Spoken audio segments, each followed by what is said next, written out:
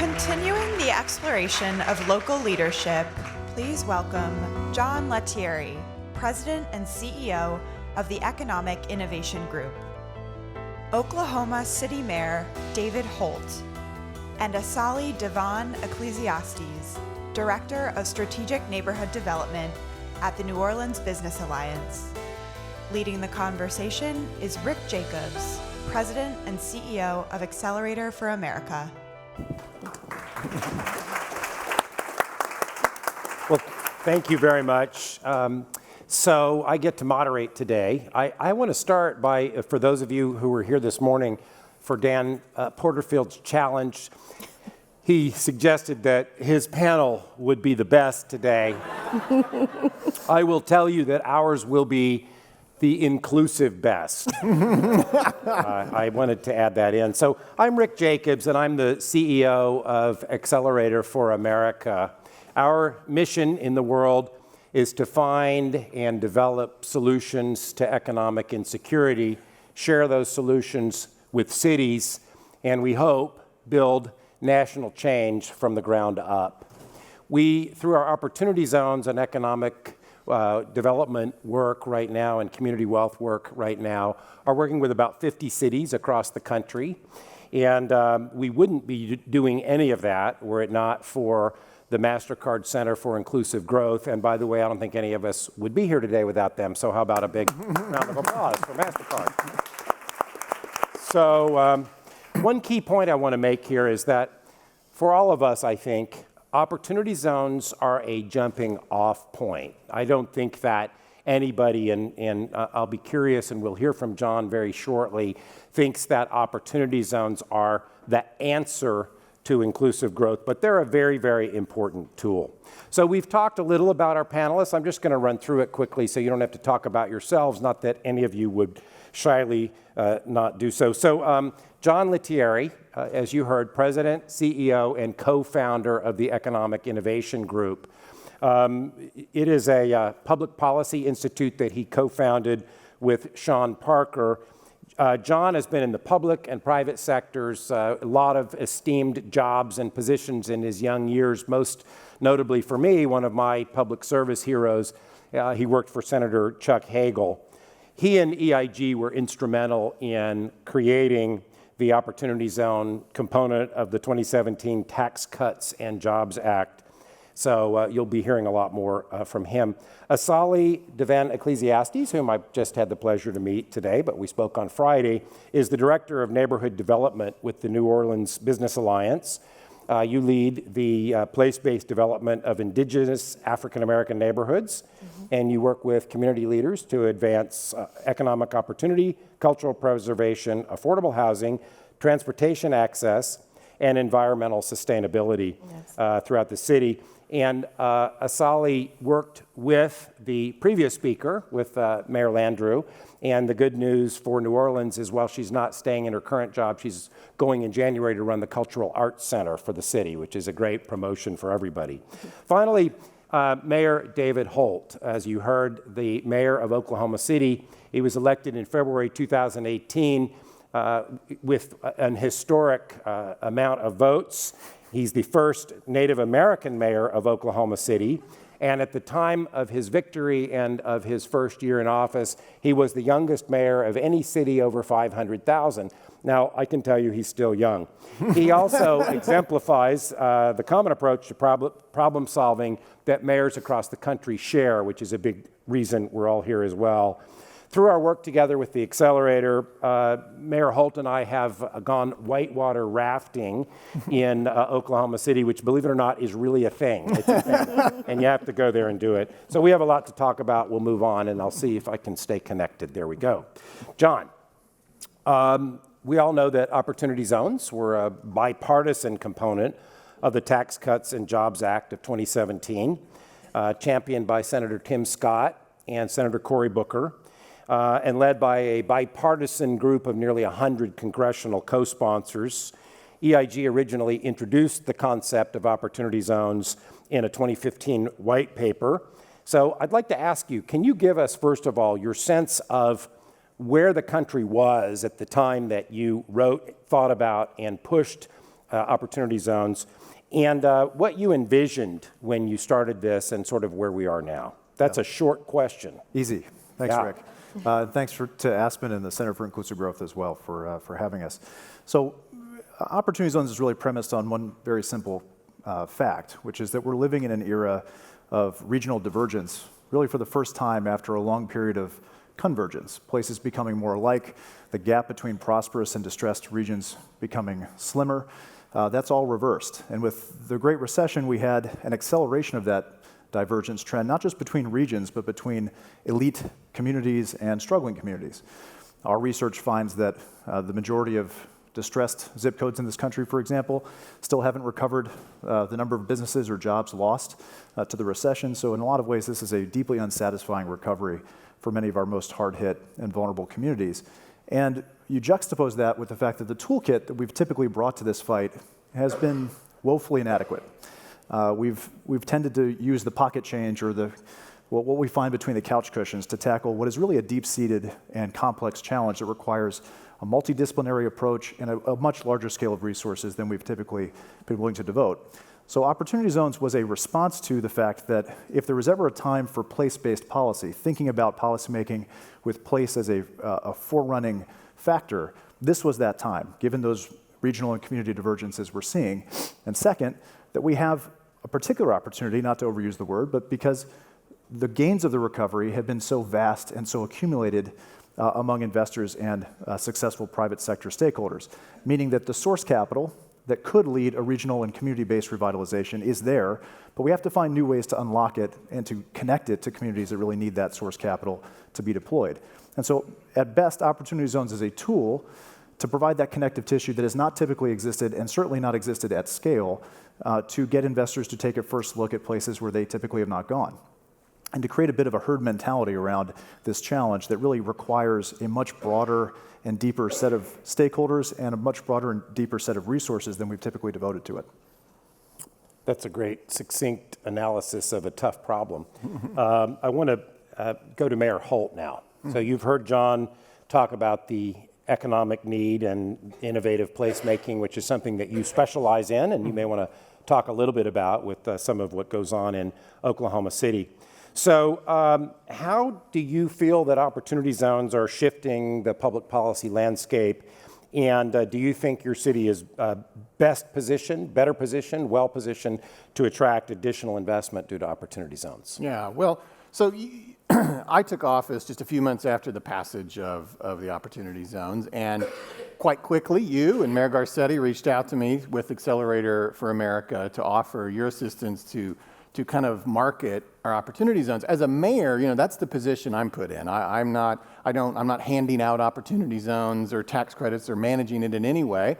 I'm just there to make sure that the national growth of Opportunity Zones is, to use the phrase of the day, inclusive, and to what that means to the mayor of Oklahoma City is, our friend Bruce Katz, who helped us with our investor prospectus, I think the stat, 70% of all investment pours into 3 states or something like that? 75% of venture capital. Yeah, so Oklahoma's not one of those 3 states.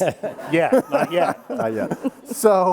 So first, I need people to look past the 100th best deal in Los Angeles, because I guarantee you the best deal in Oklahoma City is better than the 100th best deal in Los Angeles. But people kind of stay within their, what they know. And so I need that kind of inclusivity. I need people to look beyond the coast to places like Oklahoma City.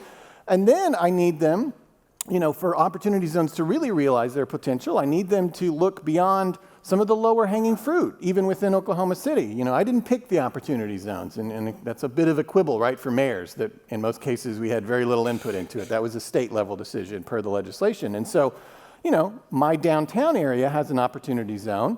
That's fine. We could always use the help, but it's doing all right already, and so we really felt like as a mayor of, and I think I shared this experience with mayors across the country, we really see Opportunity Zones as helping us in far more challenged areas, So I think about Northeast Oklahoma City, traditionally African American, a food desert. And so your prospectus that you assisted us with is helping us to find solutions to those problems, and the Opportunity Zone is another tool in that.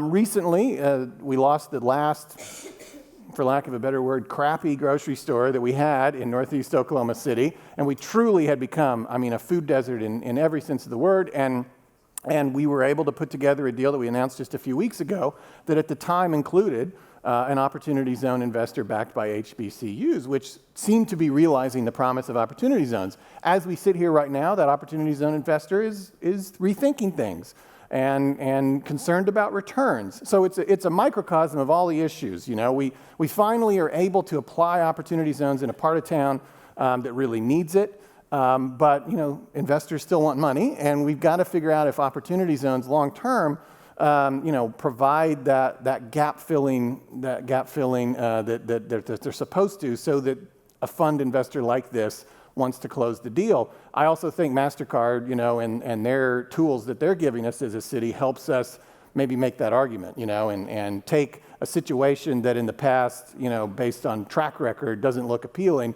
and tries to really, they can, I think, help us show the potential for an area like that. Mm-hmm. So we're going to come back to a theme that so far is common, and I suspect with Asali will be even more so, which is the real role of local leadership, because I think that's something that's worth noting, and that's why we are here also. So obviously mayors, community leaders, and others are doing great work in Opportunity Zones, but there are challenges they face, and so from your perspective, as somebody who's working in the neighborhoods that Mayor Landrieu talked about in New Orleans, what do you need from people in the room, and what do you need from Washington to make all of this work better? Hello, everyone. I must begin by honoring this room and the space that we're in. As I have listened to all of the speakers today and even listened to conversations of audience members talking about this work, I have to say this is the most hopeful I have been about true societal change in a long time. So thank you for all of your conversation and all of your wisdom and your shared work. But the mayor hit on something that MasterCard has helped us with. So through a partnership with MasterCard and UNO, wonderful professor named Michelle Thompson, who is in the room, and yes, and has supported our Claiborne Corridor work. Yes, she supported our Claiborne Corridor work. Both with her expertise and with her students and insight over the years. You know, we work in a collection of 13 neighborhoods that experience the greatest socioeconomic and health disparities in our city, but are also the source of the city's greatest industry, which is tourism. So we are the cooks, we are the music makers, we are the cultural traditions, we are the hospitality that fuels a $1 trillion tourism industry that all of you, if you've ever been to New Orleans, and I suspect that a great many of you have, we're the reason you come to the city, but we get the least economic benefit, right? So when we began our place-based work under Mayor Landrieu with the Claiborne Corridor, I had the opportunity to revitalize a community-based plan that was actually conceived in 1976. For how they could spur economic development in this group of neighborhoods that had been disinvested in because of the federal highway system. So in taking on that community plan, reinvigorating it, bringing it into a present-day context with the work with Dr. Thompson and MasterCard, we learned that during the time of our work between 2015 and 18, that while consumer spending had increased in our city by 11%, it increased in the Claiborne Corridor by 16%. And it increased in the impacts area of the Cultural Innovation District, which we haven't even built yet, like we've just created the plans and the design and the energy around it. It has increased by 138%. And we have grown, thank you, it's amazing, it's astounding. And we've grown small businesses by 95%. And this is all from resident-led efforts, on-the-ground grassroots work. And you have helped us to prove that that's something worthy of an investment. And we hope that, you know, Opportunity Zones will be a vehicle for that investment, and the data shows that it can help. Thank you very much. I want to just go back to one thing you said, because we were talking actually backstage about, you call it the federal highway system. Yes. And that's a euphemism in a lot of cases. And could you just take 1 minute? I think a lot of us need to, a lot of people know what the federal highway system did to enforce the opposite of inclusion. So could you just talk about that for a minute, and then we'll go back into some others. Absolutely. So when the federal highway system was designed in the 50s and implemented throughout the late 50s and 60s, it was designed to intentionally go through African American first commercial districts, and if a commercial district wasn't available, then the residential district, poor neighborhoods. It's where the NIMBYism was developed, not in my backyard, because there's just no way, wealthy communities of great political will and capital were going to have interstates going through their neighborhoods. In the last Secretary of Transportation under President Obama, Secretary Fox did an extensive study of the federal highway system and how it has served as a pillar of poverty in our country. But when we talk about structural racism and Yes. structural poverty, that's right. literally That's it. structural, and it's just important. Absolutely. I think a lot of us know that, but it's important to hear it. Mayor Holt, we talked a little bit, starting to talk a little bit about maybe the role of philanthropy. What else do you need? What would you like Congress, the Treasury, the federal government, what would you like philanthropy to do that might make that grocery store site more attractive to that site because your community is in a food desert? Yeah, I think as Congress and the Treasury Department and other decision makers in Washington analyze this, I think they've got to take a look at the truly socioeconomic challenged opportunity zones outside of the coasts and see, are they making a difference? Are they filling that gap in the capital stack that has existed for so long? And if not, I would certainly hope as a mayor that they double down on it, that they don't abandon the idea of opportunity zones, just figure out how to make sure it's filling the need and creating an environment where somebody's willing to build a grocery store in the food desert in the, poor part of Oklahoma City, and not necessarily how it, adds another 5 floors to a luxury condo building, I mean, I know that that's some of how it's being used, and I'm not a member of Congress, so I don't really care, but I do want to make sure that it does what I think it's designed to do, which is the type of project I'm talking about. I think also, we haven't really touched on this, but while we're on the topic of what Congress might look at, reporting requirements, as a mayor, I don't know really what's happening with opportunity zones. For all I know, we've got 20 opportunity zone projects. Only in Washington do you take reporting requirements. People burst into spontaneous applause. But as a mayor, I may have 100 opportunity zone projects going on in Oklahoma City. I don't know. I mean, nobody tells me. So it's only You're looking at me as if Your fault, John. It's your fault. So I understand, like, it's people's tax returns, all that. There's just got to be some way to talk about that and figure that out. And obviously for the room, as I sort of alluded to earlier, look beyond the coast, look beyond those 3 states, think about places like Oklahoma City. I assure you, people are making money in Oklahoma City. And whether your viewpoint is philanthropic or for-profit, there are things happening in places like Oklahoma City all around the country that you can be a part of, and, just call me. But John can also introduce you, and Rick can also introduce you to people all around the country doing great things, in all kinds of places you've never been to, And it's a big country, and I would just encourage you, if you're serious about inclusive growth, you've sat here a whole day on that topic, that means a lot of things, and it also means including all of the United States in your investment portfolio. And if there's one thing that opportunity zones have really already kind of done, which I would say is a true positive, that regardless of how the tax credit or that the tax benefit ultimately turns out, it's caused all of those cities across the country to organize and create their deals and put them into a very accessible, form. Oftentimes with the help of Accelerator for America, who were sort of the pioneers of the investor prospectus in this area. And cities like mine all across the city have got a really easy to understand and read book to hand you right now that shows you where you can make money and be that's part of it. David Holt at oklahomacity.gov. Yeah. So John Lettieri, I know that Mayor Holt was looking at you about reporting requirements. I think that's probably something you initially envisioned. Maybe you could kind of tie things together for us a little bit and talk about, first of all, where we actually are And the fact is, it's early days. And secondly, what you'd like to see from Washington and philanthropy. And finally, then, where you think we'll be if this all works out as well as it possibly can. Yeah. And you've got like a minute. No, you got a little Great. more. I've got 4 minutes and 25 seconds. Use it wisely.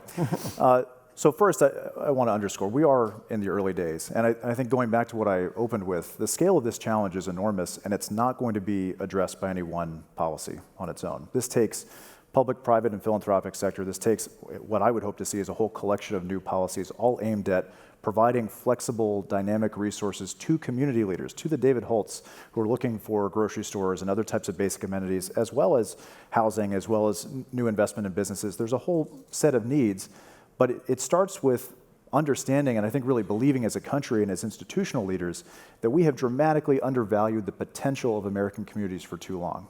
We just have. We have given up on them. We have assumed that it's a fait accompli, that many of them are just going to decline forever, and that good luck. We hope you buy a U-Haul and move to a more prosperous area. That's not going to work. It's not working now, and those divides, again, are getting wider. The resources are not keeping up with the need. So, number one, I hope that we can be patient, because this challenge is going to take a long time to solve. It's going to take a lot more resources to solve, even if Opportunity Zones lives up to its full potential, which I hope it does. Second, for it to reach its full potential, we have to have a greater buy-in from all the different institutional leaders in our country. And I'll go back to philanthropy, because I think that's one area where it's been strangely quiet on the philanthropic front. I have a lot of great friends in philanthropy. I believe in the work that they do. But here we have 2 years almost of this law being a law. And we have a 2-year window where the regs are being written, where community stakeholders are trying to figure out what's my playbook, what do I do with this? Philanthropies could be shaping that landscape, could be building capacity, could be supporting communities in that endeavor. They could be financing deals. They could be providing concessionary capital that makes it easier to pencil out a grocery store in a food desert in a place like Northeast Oklahoma City. These are the kind of things that are tangible, actionable things today that philanthropy could be doing to add its dollars to the capital stack in a transformative way to shape the early marketplace and to build that capacity that's been missing for so long. It's not going to happen without philanthropy at the table, and philanthropy at the table means a lot more than a couple $1 million here or there. We have tremendous untapped capacity in the philanthropic sector. Third, federal government. No policy is finished on the first draft. This is certainly one of those examples where when it comes to reporting requirements, that was in the original bill. Through the idiosyncrasies of Senate procedure, that got stripped out, not for policy reasons, but for parliamentary reasons. So it's a no-brainer. Nobody opposes, and nobody should oppose, reporting requirements for any bill, particularly a tax benefit. Let's get those passed, get them added back in. There's broad bipartisan support for that. There's a bill right now in the House and Senate to do that. So I'd say the sooner we can take those types of smaller issues off the table that have a huge result in terms of how people view and have faith in a policy like this and how we can measure it over time, the quicker we can move to the really hard work of how do you get investors to make long-term equity capital commitments in places they've never looked before. We can't overstate how big of a challenge that is. It's a huge challenge. And we're not going to get there unless we all, from all these different sectors, really step up and pull together, and unless there's a willingness to take a long-term view. Because if we're looking for overnight success in any of these communities, it's just not going to happen.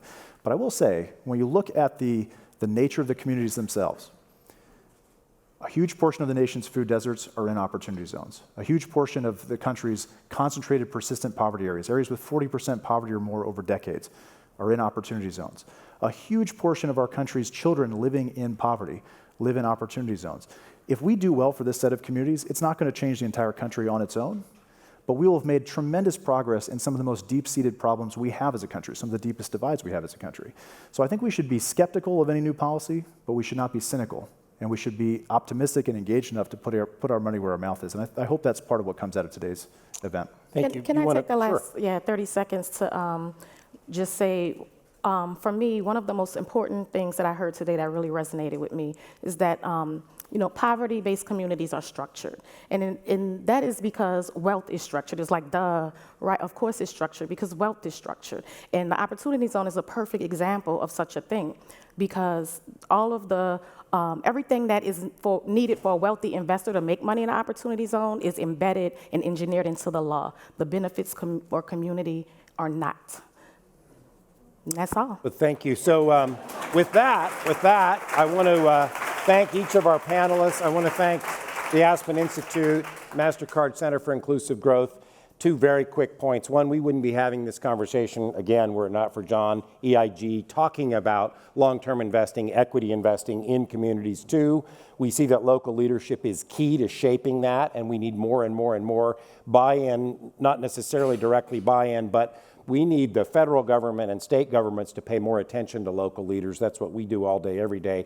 And finally, let's imagine what this could look like a year from now. So thank you all very, very much. Thank you.